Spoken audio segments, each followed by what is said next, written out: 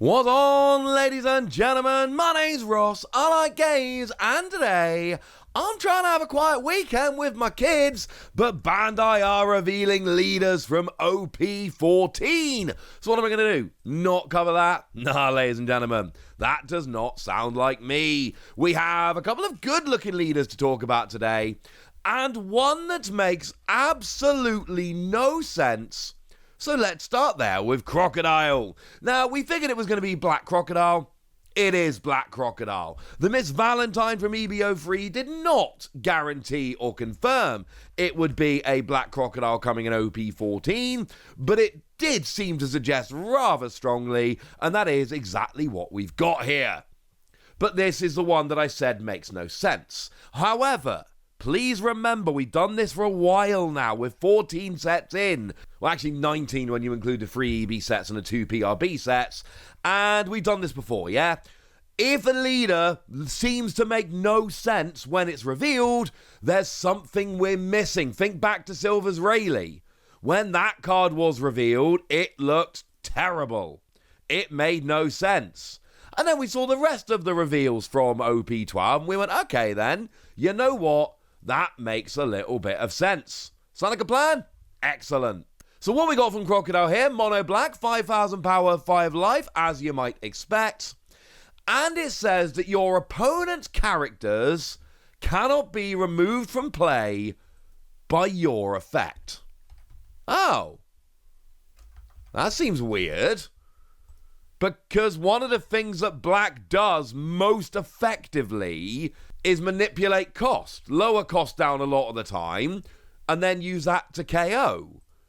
But here, you cannot use any card to remove one of your opponent's characters from the field. And it is literally remove from the field, leave the field. So KO, bounce to hand, bounce to deck, trash, none of this works. That's a bit weird. What does the second effect do? Well, activate main once per turn. You may KO one of your Baroque work characters, so you KO one of your own characters, to give up to one of your opponent's characters minus 10 cost for the turn, and then trash the top 2 cards of your deck. Well, trashing the top 2 cards of your deck is fine. That makes perfect sense. We know that this is what black tends to do. Playing from the trash, that's fine. But we're cost minusing 10. Well, it makes no sense. Remember, you can't remove characters from the field using your own effects. That's why we want to cost minus 10. So we can then use powerful removal cards. Think of something like Brook from EBO2, for instance. Brook is a great card. Brook sees a huge amount of play, but it's a little bit awkward. I said EBO2, I clearly mean EBO1. Because what Brook does here is you minus 1 cost and then KO a cost 0 character on play and when attacking. So this would make a phenomenal combination with Brook, give something minus 10 cost, and then essentially everything would be in range of Brook. You could use Crocodile to bring everything into Brook range, and that would be phenomenal. Except your leader says you can't remove anything from the field using your own effects.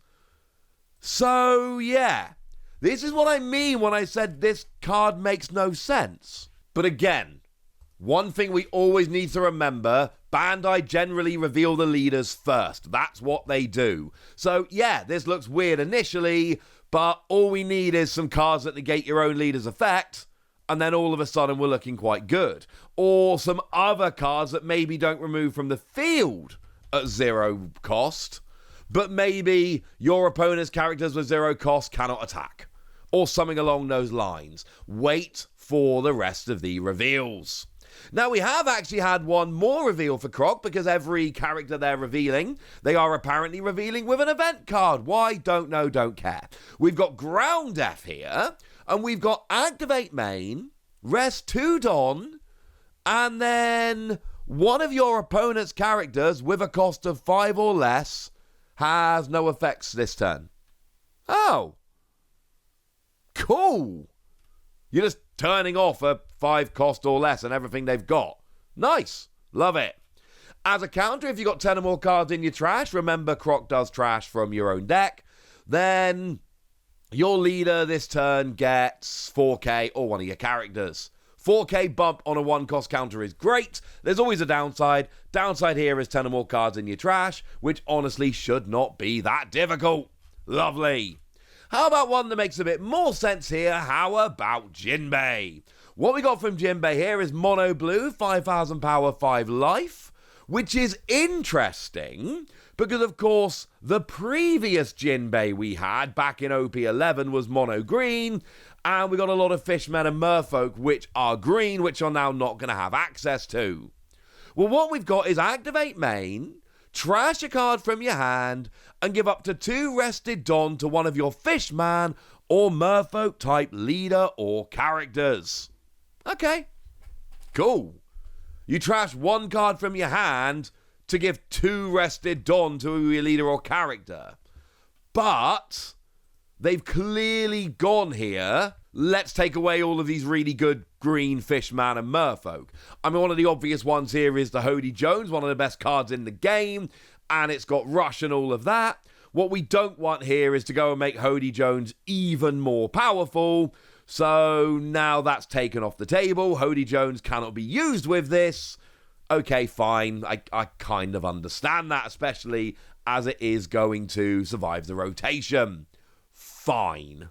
So again, this is another one where we don't have all of the information here, because the vast majority of your Fishman and Merfolk cards right now are yellow and green. That's what we tend to see here, is yellow and green. And this leader isn't yellow or green. Do you know how many blue Merfolk cards we have right now? None. I went on the official website and I searched. There's none, ladies and gentlemen. There's none. Do you know how many blue Fishman cards we have right now? 10. We have 10. Although one of them is the banned Jinbe from OP-07, so I suppose maybe 9. But then again, you know, we got the Arlong from OP-01, which has a nice Don X1 skill, which of course you might be needing here. And then we've also got the Arlong, which is the promo, which again has a Don X1 skill, and the Hack, which has a Don X1 skill, although honestly that's a Revolutionary Army card, so maybe not. But my point is, we do have a couple of blue Fishman Pirate. Is worth noting, obviously OP-01 Arlong is not going to last very long before it rotates out. I'm sorry about that. But, you know, there are some blue Fishman Pirates out there. I'm not saying it's loads, and I'm not saying they're great, and I completely understand that we are going to need some more in the future, and there are going to be some more in this set, which goes back to my whole you can't judge it too much yet.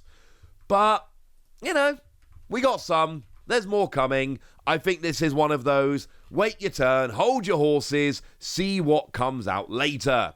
But this one I'm feeling pretty good about, honestly. I like this.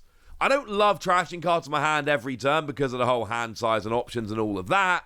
But being able to give 2 rested Don every turn to one of my characters? Yeah. I like it. But again, you're being locked out of most of the good Fishman and Merfolk cards, so let's hold our horses for now. We do, of course, have an event to go with it. It is Ocean Current Shoulder Throw. Nice. And we've got a main, whereby it's a 2 cost, but as a main, you can rest 3 Dons, so it's a 5 cost. But then you can play a Fishman character with a cost of 3 or less from your hand, and then return one of your opponent's 6,000 power characters to your opponent's hand. But it is a base power of 6,000. It is not 6,000 or less. It is not power 6,000. It is base power, non-changed, 6,000 exactly. It's pretty, yeah. It's pretty specific. But it's any 6,000 power character, yours or your opponent's. I've seen some translations that say your opponent's, but it is yours or your opponent's. And if you got an original power 6k to get off the board, yeah, this could be good. Plus, you're paying 5 to play a free cost, so you do need to bump to get value out of this. But you're essentially paying 2 to bounce a character, while just playing one of your characters. Okay, you know what? That could be quite good. The only free cost or lower Fishman we've got right now are the aforementioned Promo Arlong or the Nyamul from OP-08, which, to be fair, is a blocker that cycles cards, so it's not terrible. But as we've got at the moment, they are the only two actual just targets here to play. They are both free cost, which is nice, because you don't want to be playing a 2-cost with this. But again, more will be revealed, and if there's a bunch of good 6 costs around you want to bump, this one looks quite nice. So how about we finish with Don Quixote Doflamingo? This one was a nightmare to translate, but I did it, and I did it all by myself. I almost cracked and looked up the translation, used Google Translate, but no! I did it all myself, and I'm proud of myself. I'm also sure it's right. What we got here is 5,000 power, 5 life, purple mono leader, and yes, that doesn't give you all the Don Quixote pirates, but it does give you a significant amount of Don Quixote pirates that you can be playing around with. There are a bunch of purple Doflamingo pirates you can use. Things like the OP-10 super rare, which is very, very nice and lets you play an extra card, which, you know, I think that's pretty good personally. That's one that I've got on my radar here. Or maybe we could go for the super rare lore from OP-12. Nah, that's really more of a Heart Pirates and Don Quixote Rocinante card. But we do have the blocker Doflamingo from Premium Booster 02. But then that only really works if your leader is multicolor, so maybe not that one either. So maybe the OP-10 Rocinante. Because you know what? Trashing an event to draw 2 and then activating 2 Don at the end of your turn, that's a pretty spicy card. But there are a bunch of them anyway. And what we got here is when your opponent attacks once per turn, Don -1, choose one of your leader or Don Quixote pirate characters, and you change the target of the attack to the chosen card. Kind of like blocker, except better than blocker, because you don't have to choose a card with blocker. And the thing is, you can redirect it to a card which is more powerful and then not have to muck about using counter or any of that malarkey. Oh, yeah. I like this very much indeed. Being able to once per turn redirect one of your opponent's attacks anywhere you like, this strikes me as a very strong effect. This is absolutely one that I've got my eye on. And Doflamingo, you know, Don Quixote Pirates has been strong. We've got some good cards existing. We're obviously going to get a bunch more in OP-14.